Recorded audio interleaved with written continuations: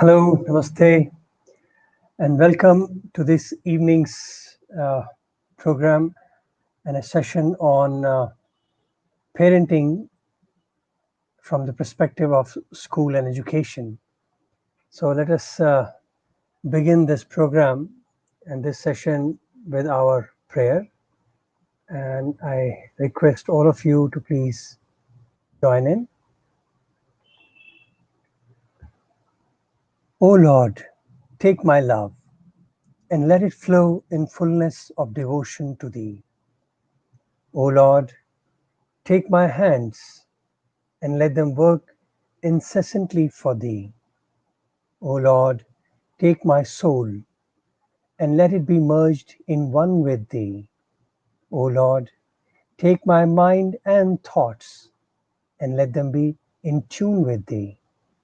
O Lord, take my everything and let me be an instrument to work for Thee.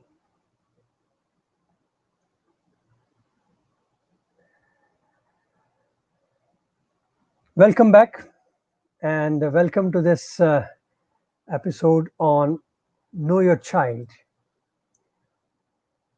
I had earlier taken you through a journey of a child development and growth from the age and the milestone perspective.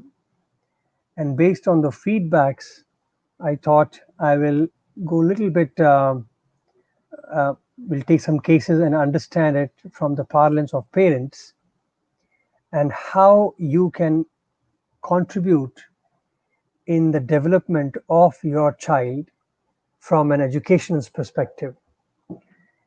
Because when the child is growing and most of the parents, especially in the nuclear environment of development, it is many times challenging to know what to expect from the school system and what to expect from child.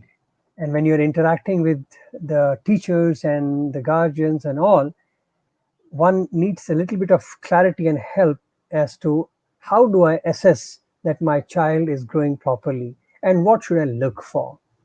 So let us start this journey, and I want like to keep it open that all of you are welcome to share your thoughts and questions if you have any as we progress, because what we are discussing, I will try my best to keep it practical and relevant for the parenting issues. So you're welcome to share your thoughts and your suggestions in this area. So let us start this journey of developmental milestones. And to understand and start off with that, we need to really look at it that these milestones are basically, it is out of the research, they have developed it based on the age of the child. And how we calculate it is we in educational field, they break the brackets into 0 to 3, that means from the birth to the age of 3, then 3 to 4 years old, and then 4 to 5, 5 to 12, 12 to 16, and 16 to 19. So that is how they break the developing growing phase of a child. So we will look at, I will try to see how much we can cover today, but my idea is to look at least the foundational years of our child growth and see how it plays around with us. Okay, so let us start with the developmental milestone based on 0 to 3. And as we had discussed before, let me make it bigger. So as we all know, it is basically concerning with the safety and security of the child. Now, I'd like you all to really look at the journey of the child and look at how we are supposed to, address this and look at the children. So between the ages of by birth to the age of 3, the main milestone which every parent need to consider is safety and security of the child. This safety and security is physical, it is also emotional, mental. So it is a comprehensive when we're talking about safety and security, it is a holistic approach. It not only the physical part of it, but also the emotional and mental security of the child. Now, what does this mean? So we will look at it slowly and then develop it and see the consequence of each phase. If we do it and if we don't do it, what happens in each phase? And that is the key to identify and learn. So first 3 years, we focus on safety and security. Then 3 to 4, the next phase, we call it as emotional stability, in which we are looking at the child's ability to control their emotions, ability to manage their emotions, and understand the emotions. Can the child have that ability to manage it? So, that is your second phase, 3 to 4 years of emotional stability. And then we go into the social skills area. So 4 to 5 is when the child starts to interact with the world. So they start having friends, and that formal interactions, when they are confident to have their own relationships from that perspective, and they learn to share the say the sentences and use polite words, use greetings. So all of that social elements come in this phase of 4 to 5 years. Then 5 to 12, we call it life skills. This is a skill area, this is an age bracket wherein the child has got his basic foundation done, and now based on the foundation, he we are helping the child to develop skills which would help the child in their life journey. So there, we have the soccer mom concept in the West, basically to put the children into various learning areas. It could be games and sports or soccer, or it could be learning languages, it could be music and arts, it could be public speaking, debates. So all that kind of package of life skills, which may not be looked at as professional development, because whichever line he chooses to be a profession tomorrow, that is a separate thing. But these are the skills which we need our children to have. So that is the between 5 and 12. And by the time they are crossing this phase, they come into a teenage age, where they start thinking and they want to justify their life. They want to have their own convictions and own understanding as to what they are doing in their lives. And they start even questioning the parents, because they need to know that the way they have been brought up so far, is it right? Do they have a justification for it? Do they Are they convinced on the lifestyle which their parents are putting them onto? So they wish to contact, they wish to affirm these things. And that's why there is a beautiful term in this generation of kids, is to call them why generation, because they would really ask why for everything. Why am I getting up early? Why am I dressing like that? Why am I supposed to eat that? Why I'm not supposed to eat that way?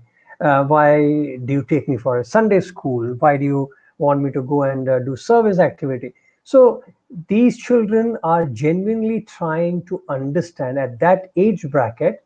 There is a genuine inquiry. There is a quest. There's a kind of the flavor to inquire, to know, and to have their personal understanding of why my parents have put me in this lifestyle.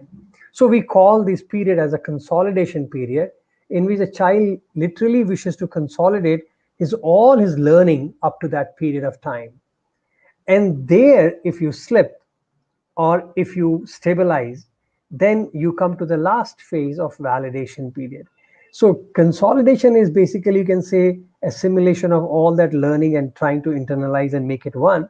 And validation is the final affirmation that now I know what I want in my life, and now I know what kind of life I want to choose to live. So here is the time when the child chooses either the parent's profession or lifestyle, or they say, no, dad, I don't like, if you're a doctor, I can't handle that pressure of life you're living, so I will choose something else. So this is a validation period where the child, all that what he has learned, logically interprets himself and tends to make those life decisions which are his.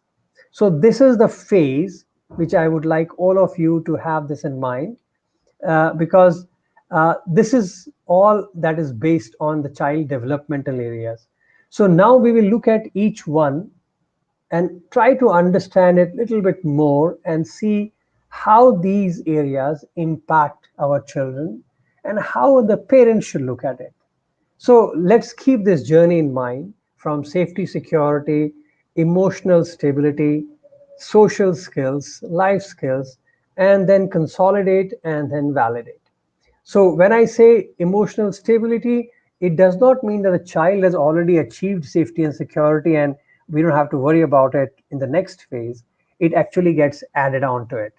So safety and security is given at that age, and then in the next phase, safety and security continues and the emotional stability gets added on to it. So now we have to look at not only safety and security, but emotional stability also, and then carry those two and put it into social skills. So because social skills are not possible unless the child has safety and security and emotional stability, because those two elements are a beautiful ingredient of social skills. So keep this flow in mind as we progress further and relate to it. So let's look at it now. First phase, safety and security. What does this mean? See, this is a very sensitive area. And I tell you, psychiatrist, or even I have a friend, hypnotherapist, and all the people, they will define it in many ways and explain to you how important it is to care and take care of children at this age. Now, this is a very, very impressionable age, if I may put it in a simple manner. Uh, because, and the typical part of this age is that the child is not in a position to articulate back. And this is a phase when uh, spiritually we say that their past effects or the imprints are flowing into the life. So the child has some memories which play with him, that is the impulses which comes as a instinctive habits, and then he is taking impressions of the new world. So in the new world impressions, and see, we can't control the past, but we can certainly control the present.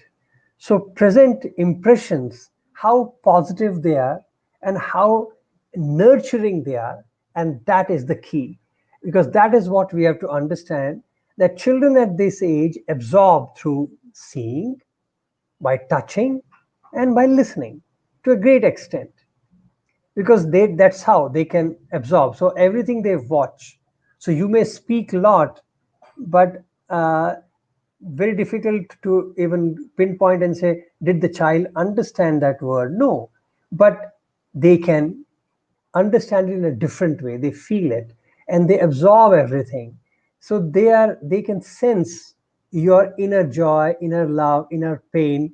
So whichever way you come in front of the child is able to absorb that just by looking at you, just by touching.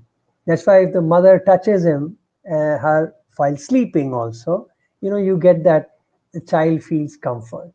Even the child, when the mother puts him next to her chest, that pulsation, that heartbeat, that absorption itself is beautiful for the child, and the child finds calm and quiet.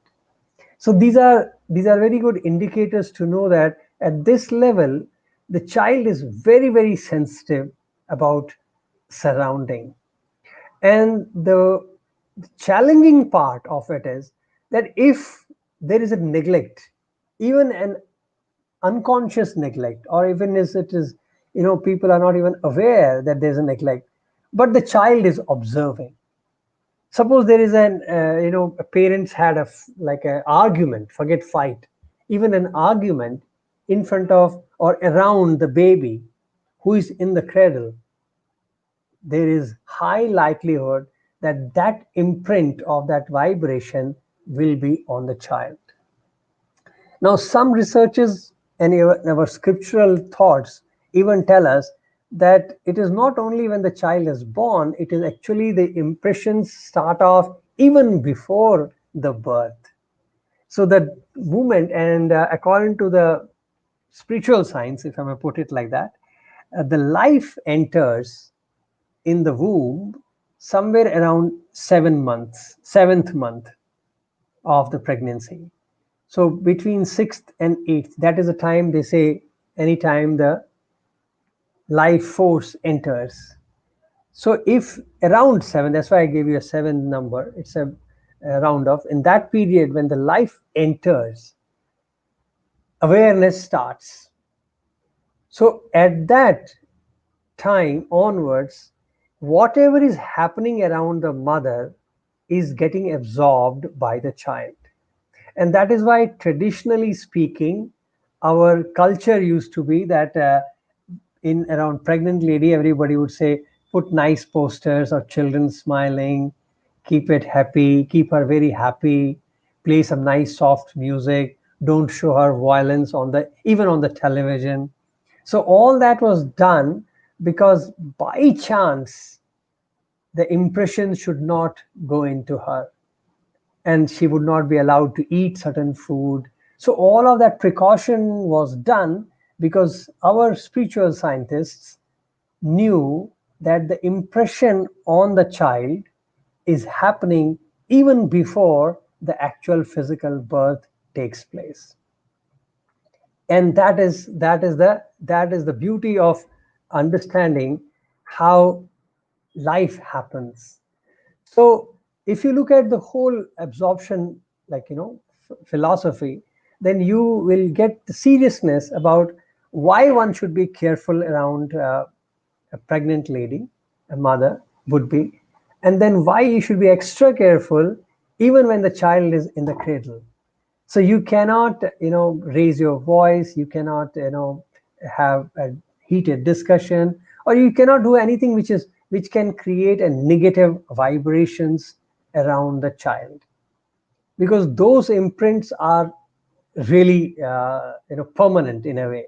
Because, and the worst part is that the baby in the cradle is not able to tell you what they are absorbing. And those imprints are, as I was explaining in my previous sessions about chitta and how the vasanas get imprinted, these are those imprints in this life. So imagine a soul carries the imprints from the previous lives, and now we are adding new imprints in this life too. So imagine adding a negative imprints even in this life. God save. So then we are actually hurting the child than helping the child. So the journey life should be made much comfortable in that way. So, and the trouble is, these imprints which the child is getting at this age or earlier will get visible to us not immediately. And that visibility will happen to us post 12 years. When the child starts consolidating the things, at that time these expressions become more visible. They start to share what they have in their heart. They say, oh, I didn't know that you can do that. That statement itself is because that was never come out. We never knew that he can be outgoing, he can be outspoken, but suddenly the child starts speaking. That is all because of those imprints. We call them vasanas in Sanskrit, and they are all on our chitta. That is a sheath. Chitta, buddhi, chitta, ahankara. That is the five koshas. So one of that sheath is chitta. So that is the subconscious sheath on which these imprints remain. So that is where the whole catch is, that if we can be a little bit careful, not little bit actually, I should say, should be very careful about these things, because unfortunately we won't even know that what has happened to our children. And by the time we come to know, it's already very late. Sometimes it is too late.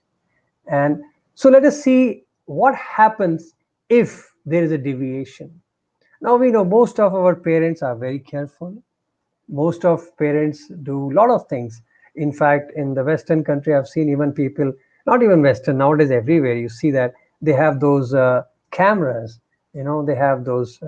They even when the child is sleeping, they have those all the gadgetry looking at the child, and the mom carries or the father carries it around the house. Even if they are eating, it will be kept there. So if there's a slight sound, they can rush. So, see, all the precautions are done, but God forbid, if there is a deviation, then what happens? And this is the important thing to understand, that the negative impulses, the hurt, the insecurity, that is gets what gets imprinted on the child. Suppose a child wakes up even for a second and he feels fearful, afraid, alone, and that second, we don't know how much time it has taken or what is the state of the child at that moment. And if that fear gets into him and the imprint becomes, when he grows up, this negative impulse or this insecure feeling will remain with the child. And child even won't know why is he afraid of dark, why is he afraid of going into an unknown territory, why is he feeling insecure if there is nobody around him.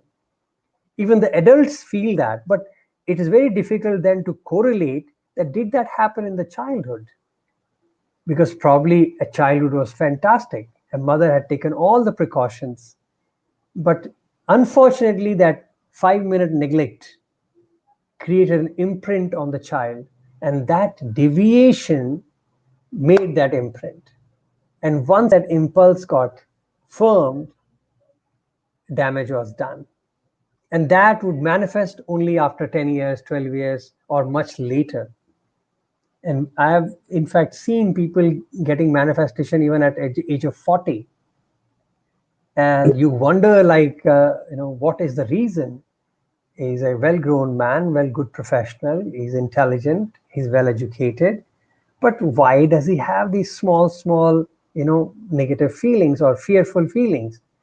And then when you go through this process to analyze it, either through many, there are external tools also, external tools like hypnotherapy, deep meditation. These are very beautiful techniques. Even spiritual technique, I would say meditation is one of the best techniques to bring out all your negative impulses out. And that is why we even train our children from a very, very young age into silent sitting. So silent sitting can tomorrow become meditation, then focus. Because when you are meditating, that is a very beautiful, I jokingly say people, it's like a rebooting your system. So each time you reboot, all the silent hidden programs shuts down. So you got to keep cleaning your system every time. And meditation, like a process of silent sitting with no distractions, is a very beautiful tool to flush everything out of you. So, and that time you can consciously see the deviations.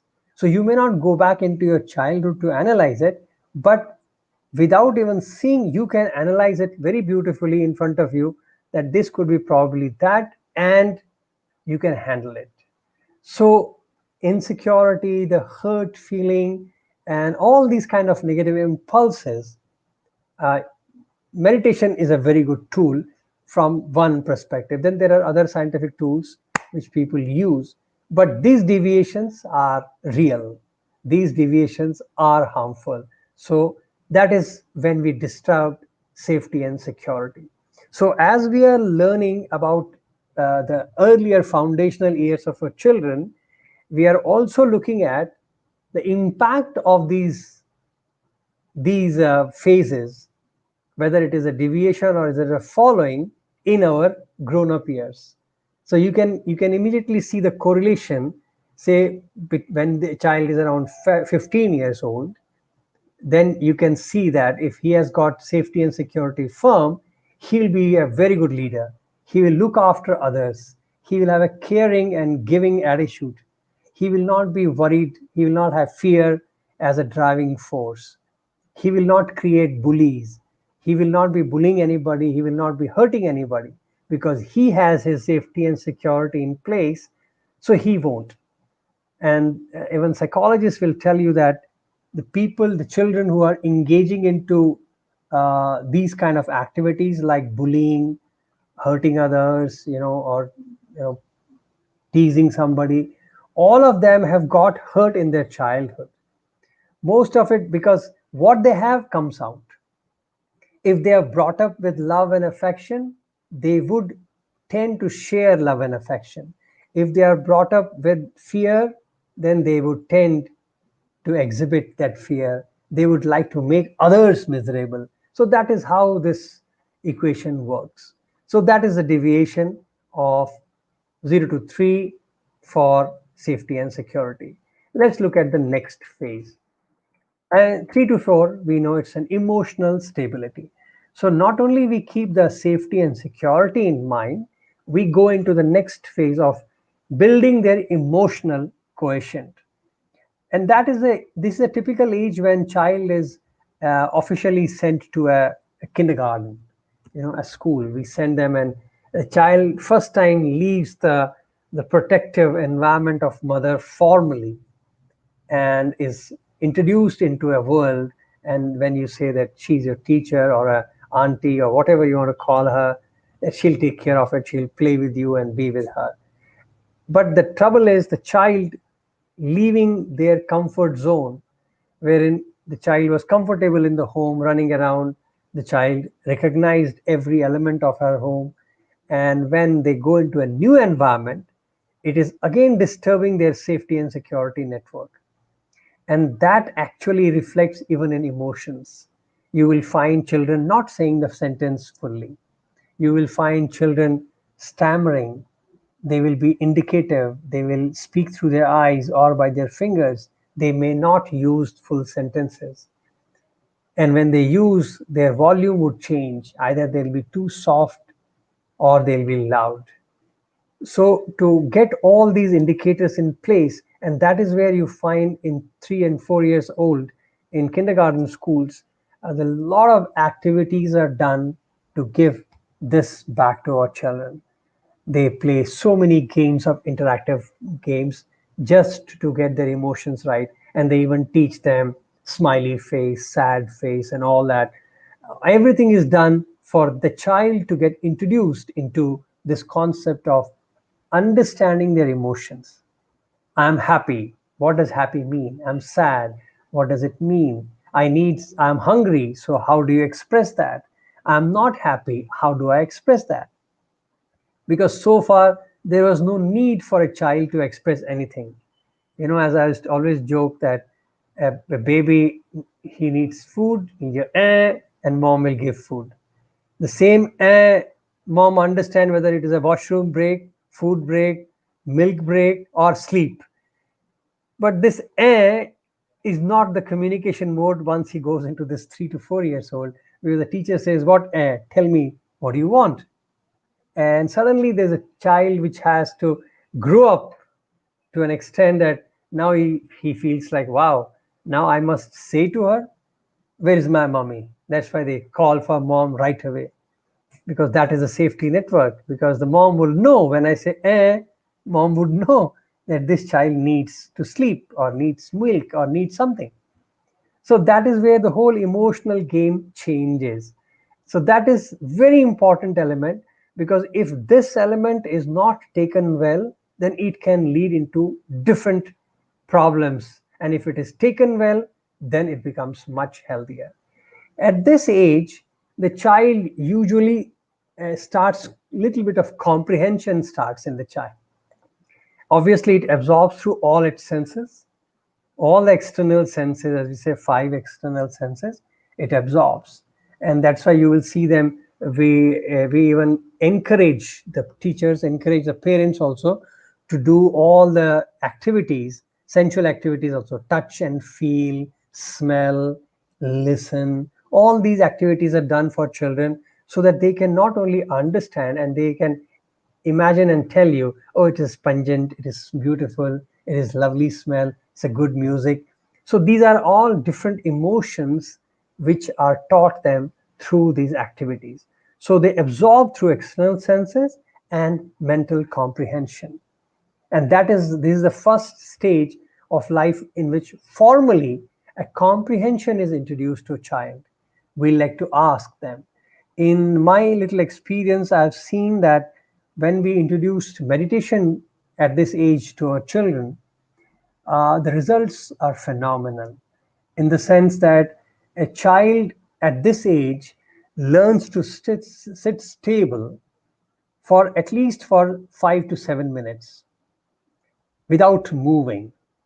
And this training which we give them at this age helps them to even develop a very beautiful communication skills in the future. So at a 4-year old, I can talk to my children and then ask them what they are feeling, and they will be telling you. If there is a issue, suppose they did a mistake, these children who are trained like that from values perspective, you can literally ask them what went wrong. Why is teacher not happy with you? Why is that brother or sister or somebody is not happy with you? Why did they fight? Why are they screaming? And you will be surprised that how little children can comprehend the scenario and share what they feel. And they are so innocent and they are so honest about it that you will be surprised. If they don't feel they have done anything wrong, they'll tell you, and they will explain to you what they did and why they did it. And all that is, I don't say that's the only thing which has helped them, but meditation or silent sitting does do a big role in this area. Because the moment they learn to, consolidate their thoughts, the children become very, happy, because now they understand why somebody appreciates them and why somebody does not appreciate them. Why do we get a sticker and why don't I get a sticker? So that is the beauty of the child, is that they start making some kind of a comprehension in this age.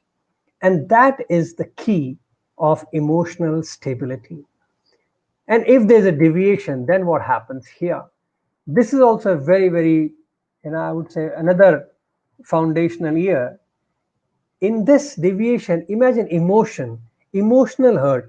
I'm sure all the adults here can relate to it.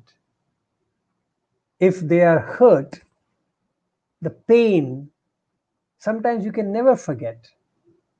Life like passes through, and still that the pain, the pang of pain remains in the heart. And I also wonder, like, how can I forget it? How can I just, past is past? But somehow sudden pains don't leave you. And that imprint is so hard that it's sometimes mind-boggling that why does that imprint remain so hard when logically I want to leave it. Mentally, I just want to get over it and move on. But that imprint remained on me so hard that it is tough sometimes to forget. Why does it happen? Because when this imprint probably happened was at that age when I could not help. And I took it so seriously into me that I created that imprint on my subconscious chitta. And now to clean chitta is not an easy task. That is why this whole game starts. So the only way option is now to improve and enhance my positive impulses. So with the hope that one day the positive impulses will just overtake me, overwhelm me, and I will probably forget the negative impulses. But look at how much effort is required, because at certain age in my life, it was not taken care with that seriousness. So a deviation in the emotional stability can lead to fear, pain, the grudges, that revenge, all of that is part of the emotional quotient. So when you get up, when you are growing up child, you just don't know why that drive comes to us, why we just can't leave that drive.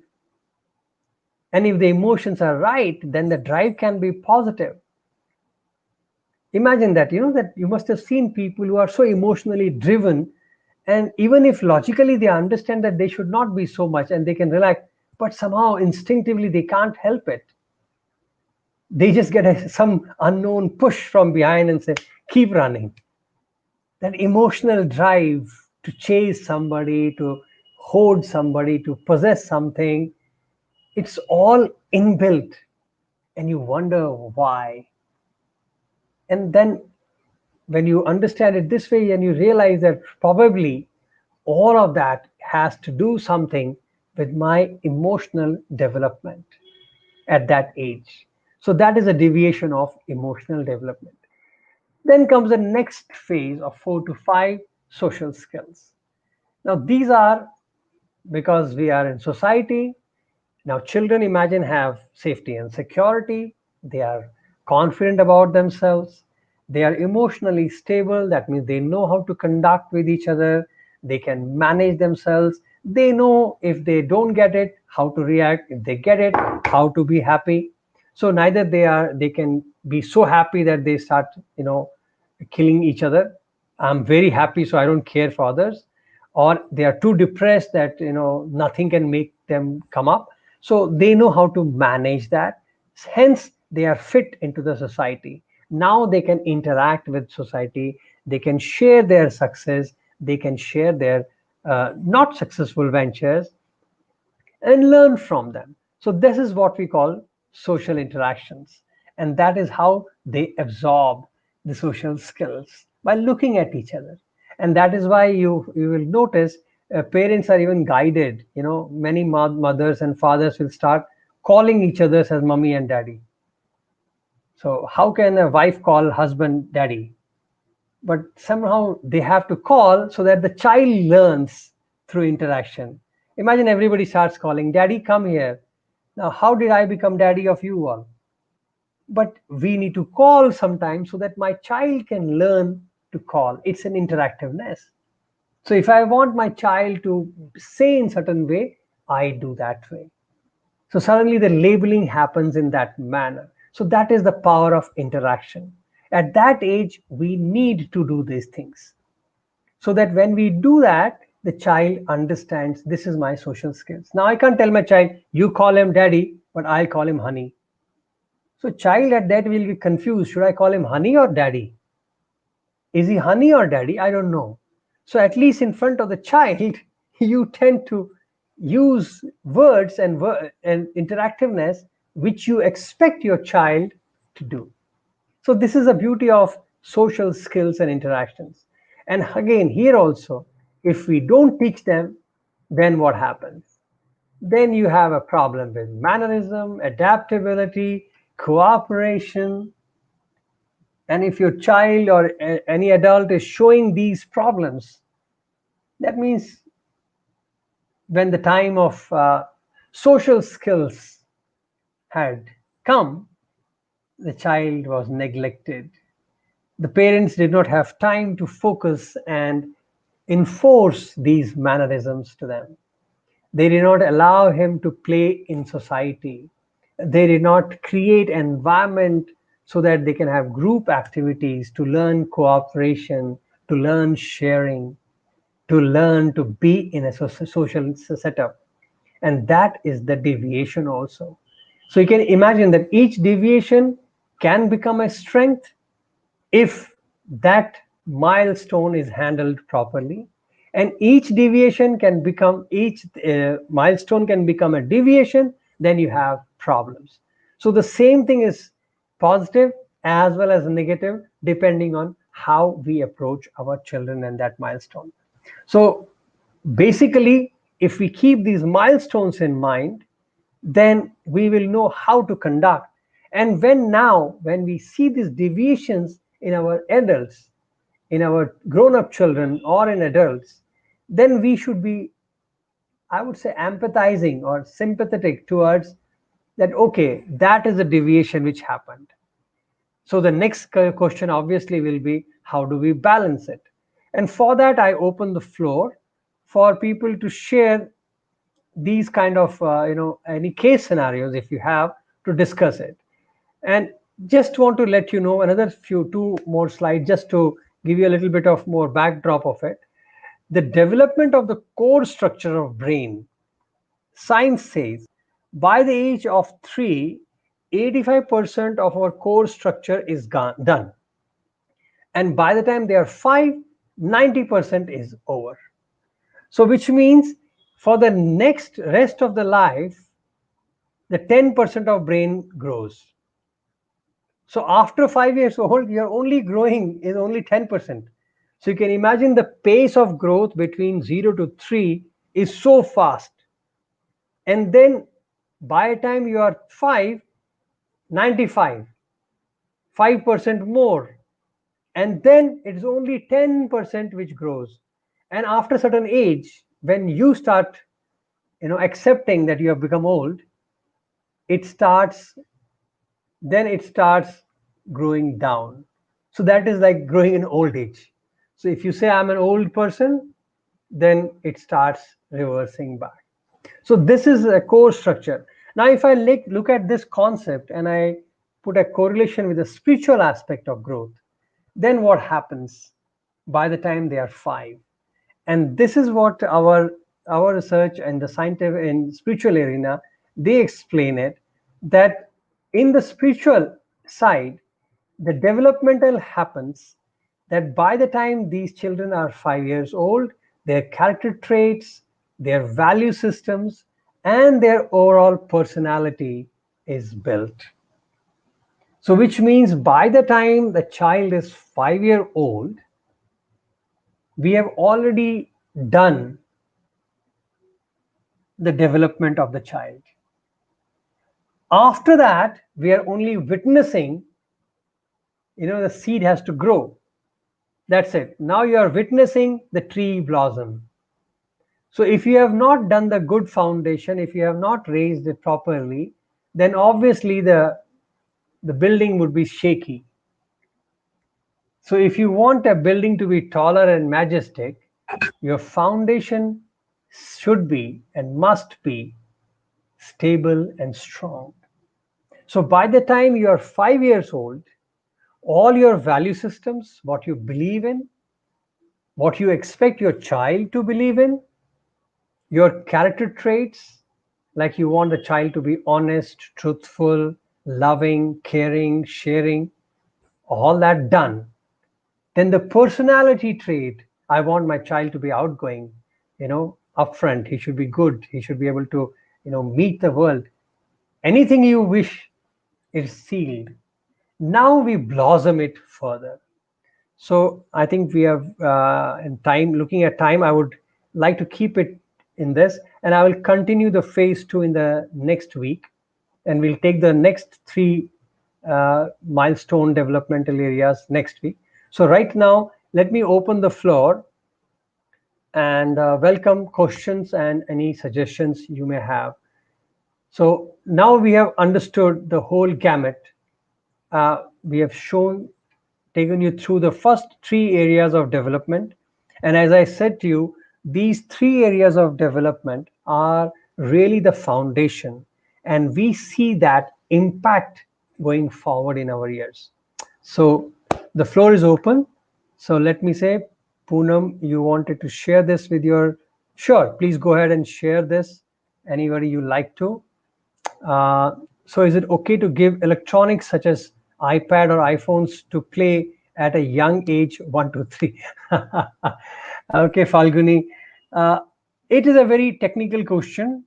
Now, I'm not trying to be politically correct, but there is a strong research which tells you that at especially the first phase of 0 to 3, it should be completely avoided. That is the technical answer. If you want me to tell you honestly, honest answer is yes.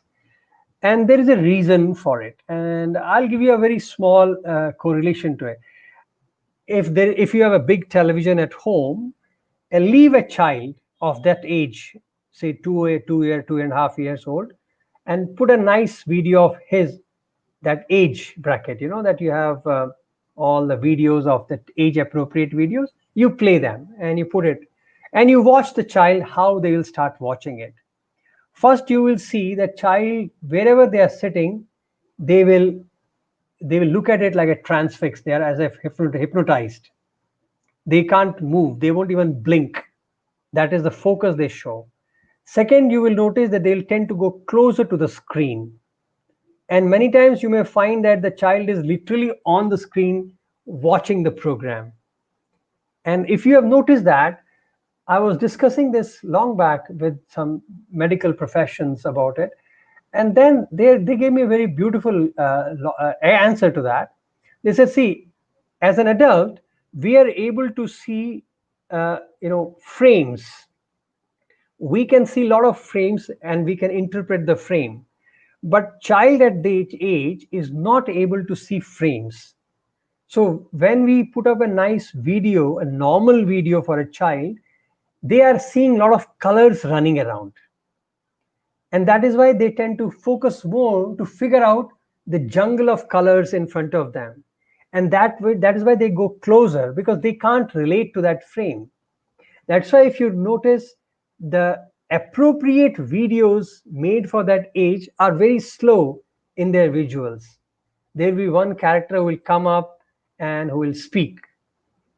They will have maybe toy in their hand or some things in their hand, and they will play the props and they do that. But there won't be too much screen changes. It won't be like one person comes and he moves and second comes.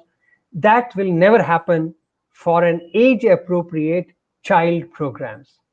Today, even that they have messed up because of marketing and sales. But if you look at the older videos of children specific to the age, you will see them. For adult, it may look very boring, a person coming on the screen, then having a prop in their hand and telling stories, because that is what the child can observe. So now imagine if you have a video in their hand and they are flipping through different iPads, then that is a strain on their small little head to focus and try to make sense out of it. And what they have found, that there is a deterioration in the child's development of the brain if they are overexposed at this age. And that deterioration will be visible by the time they come to around 12, 15 years of age. And you will have examples wherein the child was doing very well in their growing years, and by the time they come to their board exams or high school age, they start losing interest in studies altogether. And all of that happens because of this problem.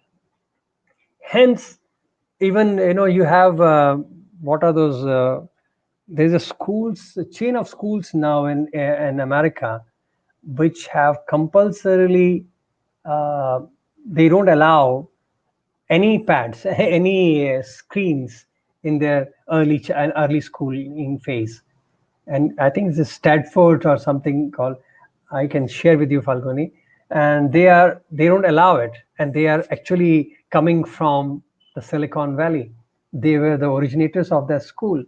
The idea was that basically they understood that that age is not good, hence no. And so, honestly speaking, yes, they should not be allowed. And then there is a beautiful chart. If you are interested, I can share that. They have created a chart as to how much should we allow after that, because today environment is such that you cannot just keep them deprived of it. So they give you 15 minutes by the time you are 4 years old at one go, then give a break, and then give them another 15 minutes. So half an hour, that's enough. And that's how this half an hour goes till 4.5 years. And then they say, okay, another 45 minutes, another 15 minutes, and 1 hour, you can go. But that also with a break of every 15, 20 minutes, let the child move his eyes away from that instrument and then come back to it. So that is how they recommend that electronics should be introduced to the children in that manner. Is meditation, Yushanta says, is meditation the only way to rid one of these childhood impressions? Meditation is a self process. So it not only helps you to, it's not, I won't say it is a tool to get rid of your impressions, but it makes you face to face with them. and that's how you are able to get out of it. So it is not only meditation and a warm parenting, a quality time with adults and parents can play magic. But meditation does support the whole process. So they are not the only way. There are many things else you can do. A quality time with parents is another beautiful way of helping the children smooth out this journey. Jayalakshmi says excellent information which can help one to go deep within and discover the root cause of our behavior pattern. Once known, can take steps to heal. Thank you, Jayalakshmi. Sridevi, my son does everything with left hand along with eating. My husband and my mother-in-law say that it should be changed to the right hand. So what should I do of his eating with left hand habit? Oh God. So Sridevi, you have asked a very typical question, I would say.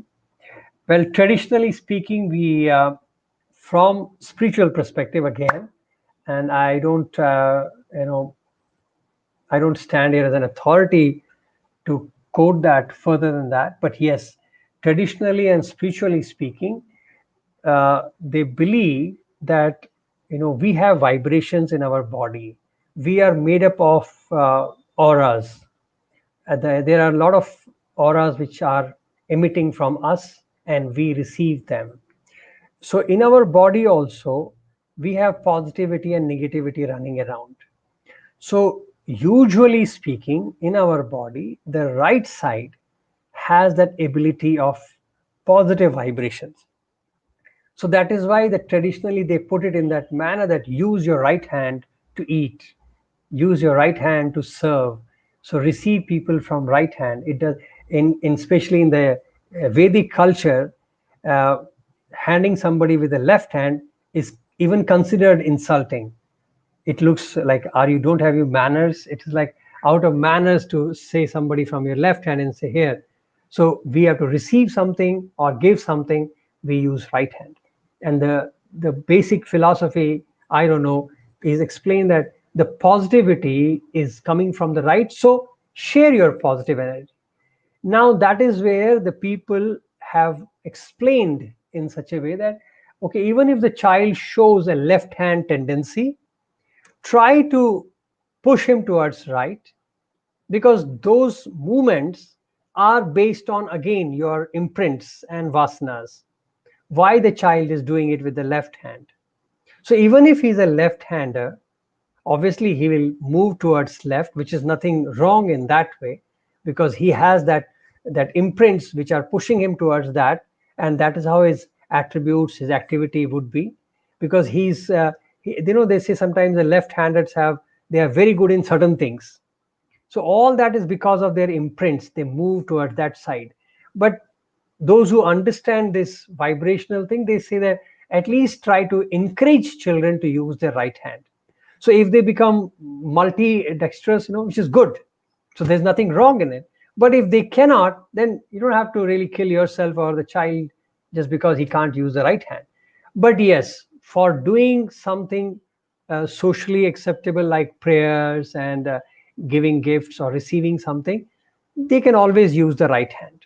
But if he has to write or if he has to eat, then left hand is also okay. There's nothing, I won't really stress too much on it. But yes, as a child, if you can encourage the child to move towards the right hand, well, that would balance the child better. So even if the imprints which are vasanas will take him towards that tendency which the left hand is indicating, he will also develop a right hand abilities of different attributes. So he will have a multifaceted personality as he grows. So there is always a positivity in encouraging child to use right hand, but do not stress yourself if the child does not do it.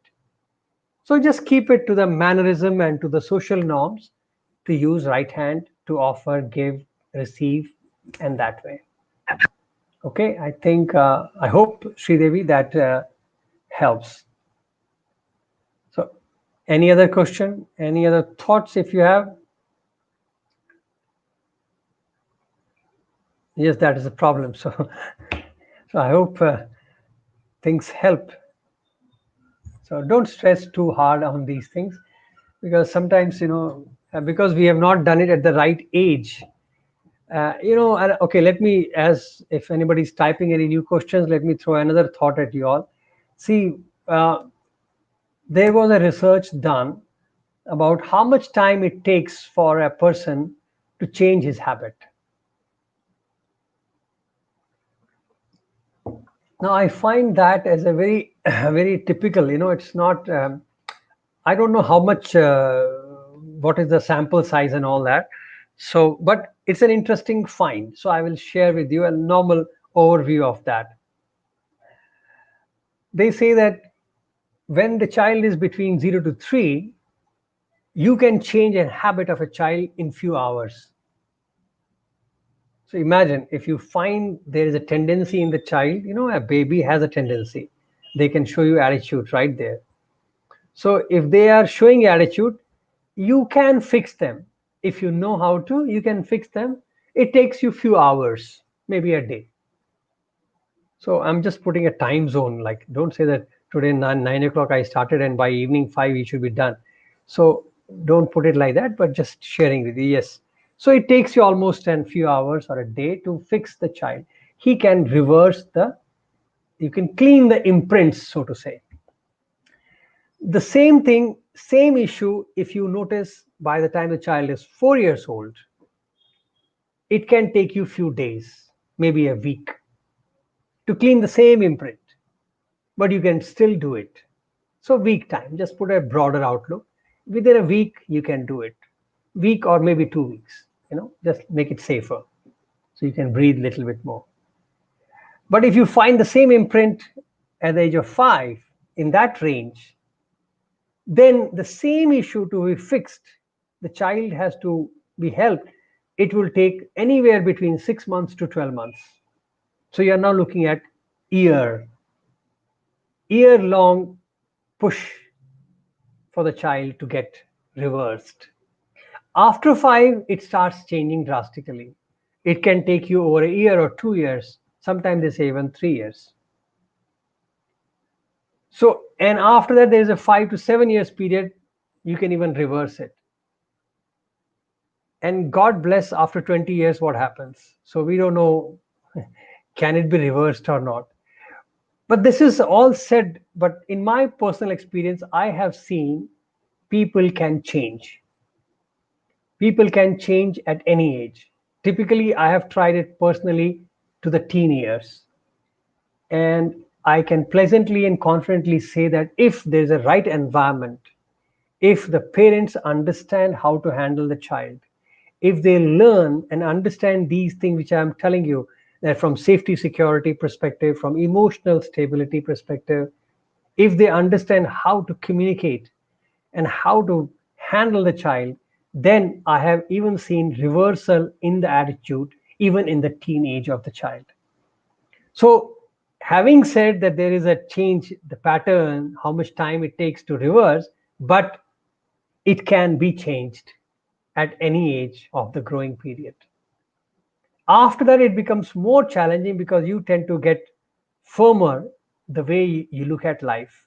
You understand? So keeping that in mind, then you will understand that if somebody has to, at the age of say 18, if they have not been, you know, had that input in the earlier years, and if the child or the young boy is showing an attitude, then you have to be sympathetic about it and understand that the change won't happen overnight. And it requires more than the child to change, it requires our change, not only in empathizing with him, but to change our style of approach towards him to help him change.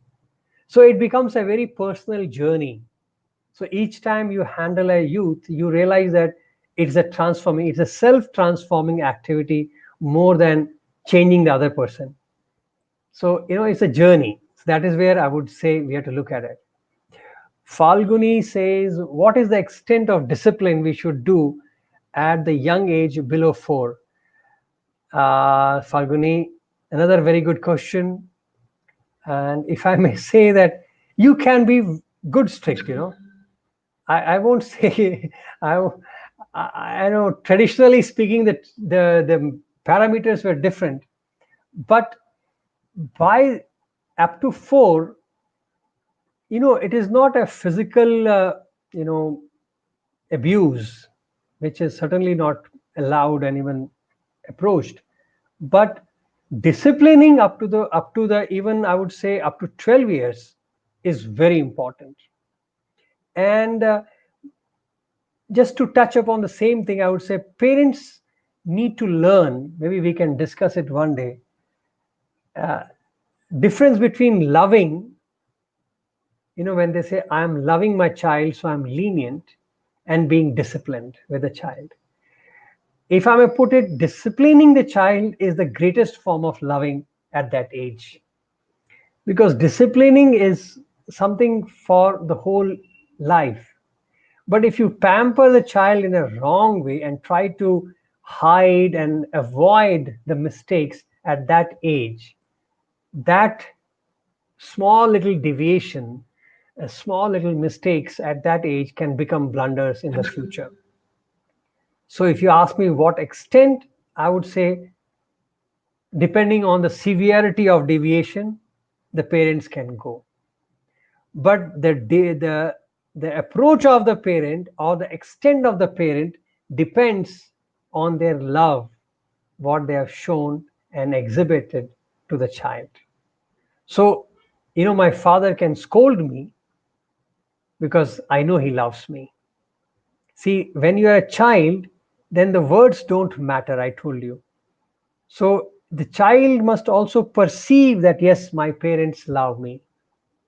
So that is where the expression part of the parents is very critical in their growing years. See, as an adult, if I tell my child that I love you, well, it's understandable because we are adults, we can understand what you mean. But as a 4-year-old, he can't comprehend the word love. He can only see what you mean by love. So, do you give the quality time? Do you come every day to him? Do you spend every day time with him? How much of investment of time and energy you are doing on your child? That is going to justify to the child that, yes, he loves me. But you can't just come up and, like, one of my friends had this problem. He was so busy in working that he would see only children at Sundays. So the child asked his mother one day, and he says, "Who is this uncle?" It was a shocker for him, and that fellow said, "I have to change my job because I can't accept my child calling me uncle because he has not seen the father." There is another friend whose son started calling him, "He's my Sunday daddy." So there is more scary that who is the other day daddy. So you have a Sunday daddy, that is a dangerous thing, because now you are only seeing your father only on weekends. So the investment in the child is not there. So how can you expect a bonding and that love for them to have? So the extent of discipline, yes, high, but at the same time, extent of discipline is also directly correlated to the parental investment in the child with love. So love, Gita auntie says very beautiful, love and law goes hand in hand. True.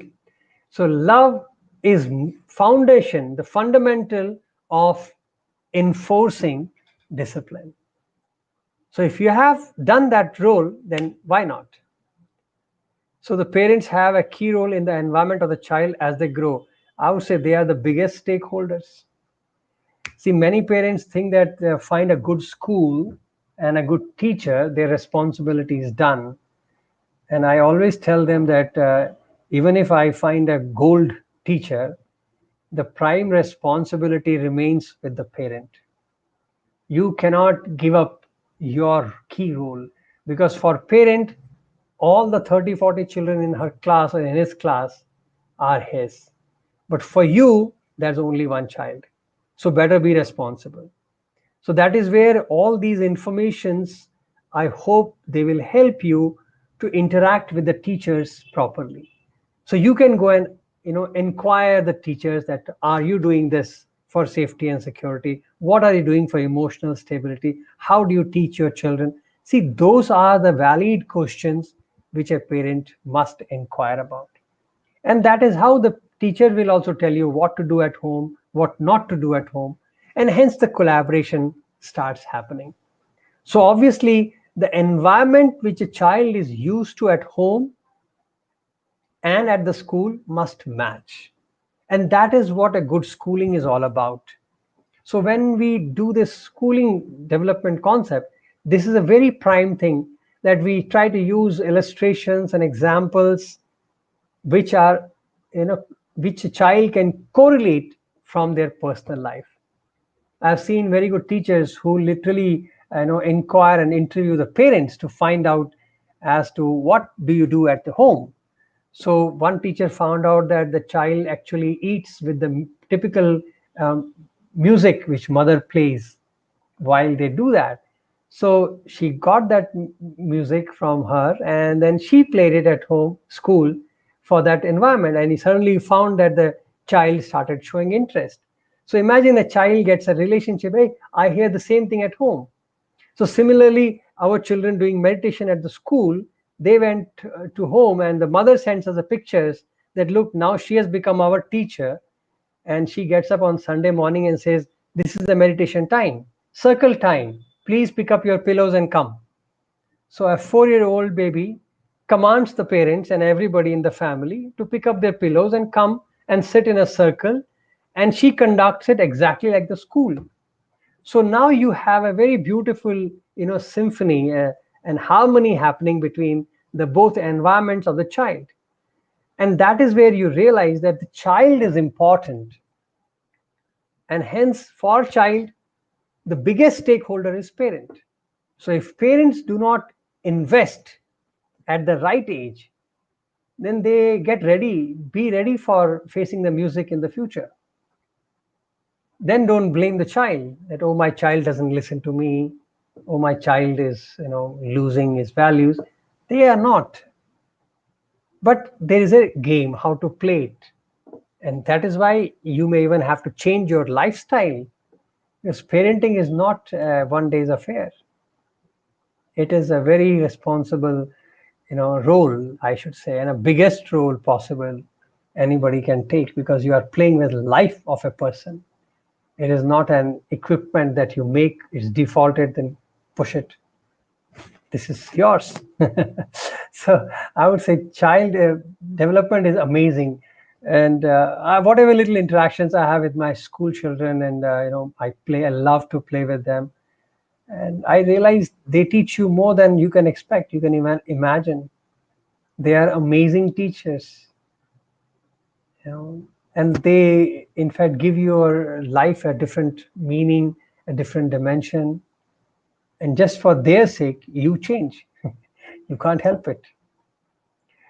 So I think our time is also up. If there is any final words or any questions, and next week I would look at the next 3 sections of that development. But I would encourage here, if any one of you have any case scenarios that you would like to share, welcome you all to please email me. I have posted my email here, abhi@valuesinaction.net. So please feel free to email any case scenarios. I would love to invite you also, if you feel like, or at least we will share those cases, and you can tell your story about how you found in different age brackets, whether it is safety and security, emotional stability, or social skills, how those have impacted the children. And if you have identified some deviations in the later years of the child, how you were able to find solutions for it. So I open this floor for all of you to welcome and share your success stories or challenges, so that we all can learn together and benefit from each other. So I really and sincerely welcome you all to join. So since there are no more questions, I would say thank you very much for another beautiful session and interactive because of you all. So thank you once again.